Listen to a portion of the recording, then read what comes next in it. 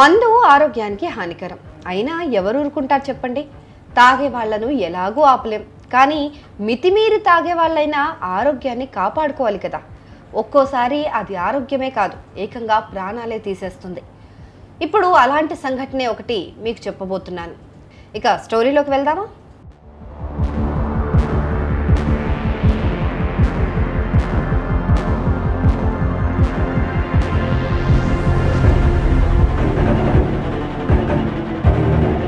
కర్ణాటకలో ఒక యువకుడు తన స్నేహితులతో పందెం కట్టి ఏకంగా 5 ఫుల్ బాటిళ్ల మద్యాన్ని నీళ్లు లేకుండా తాగేశాడు.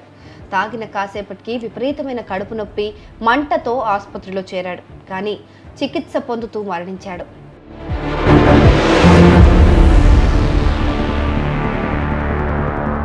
కర్ణాటకలో కార్తిక్ అనే 21 ఏళ్ల యువకుడు తన తోటి స్నేహితులైన వెంకట్రెడ్డి, సుబ్రమణితో పాటు మరో ముగ్గురితో కలిసి ఒక బెట్ వేసుకున్నాడు. అది కూడా 5 ఫుల్ బాటిళ్ల మందు నీళ్లు లేకుండా తాగాలని. అలా చేస్తే కార్తిక్ 10,000 రూపాయలు ఇస్తామని చెప్పారు.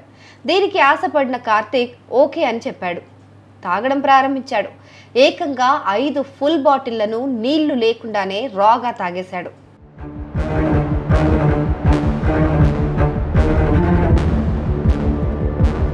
ఇక్కడి వరకు బాగానే ఉన్నా ఆ తర్వాతే తీవ్రంగా ఇబ్బంది పడ్డాడు. తీవ్ర అనారోగ్యం పాలు కావడంతో అతన్ని కోలార్ జిల్లాలోని ముల్బాగల్లోని ఆసుపత్రికి తరలించారు. కానీ ఆ యువకుడు చికిత్స పొందుతూ మృతి చెందాడు.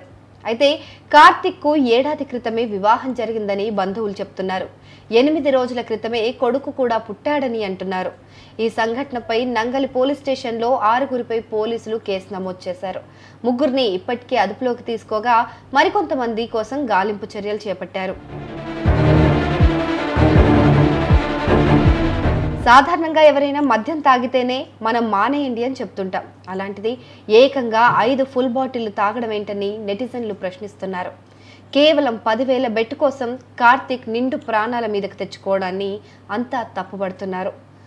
పైగా 5 మద్యం ఫుల్ బాటిళ్లు తాగితే చచ్చిపోతాడని తెలిసి కూడా ఫ్రెండ్స్ ఎలా బెట్ కడతారని ప్రశ్నిస్తున్నారు. ముందు వారిని శిక్షించాలని డిమాండ్ చేస్తున్నారు.